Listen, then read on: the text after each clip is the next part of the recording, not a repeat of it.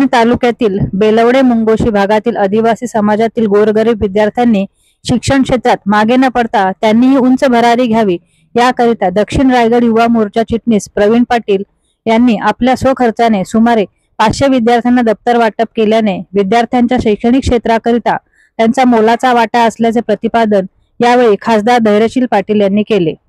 भारतीय जनता पार्टीचे प्रदेशाध्यक्ष रवींद्र चव्हाण यांच्या वाढदिवसाचे औचित्य साधून प्रवीण पाटील यांनी बेलवडे मुंगोशी हद्दीतील आदिवासी शाळेतील 500 विद्यार्थ्यांसाठी हे समाजकार्य केले। दप्तर वाटपाचा कार्यक्रम बेलवडे येथील सभागृहात आयोजित करण्यात आला होता।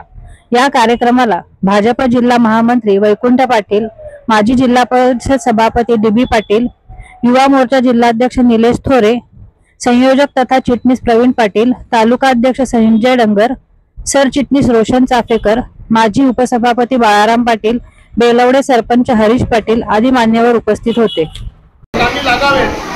अशा पद्धतीची अपेक्षा असणं हेच मुळात एक खूप आनंददायी आणि चांगली गोष्ट आहे। निश्चितपणानं आपल्या नेत्याच्या वाढदिवसाच्या निमित्तानं आपल्याकडून गरजू लोकांना या ठिकाणी दप्तराचं वाटप करणं, त्यांना आवश्यक असणाऱ्या गोष्टींचं वाटप करणं, ह्या गोष्टीचा निश्चितपणानं या ठिकाणी मी अभिमानानं हा प्रसंग या ठिकाणी व्यक्त करतो।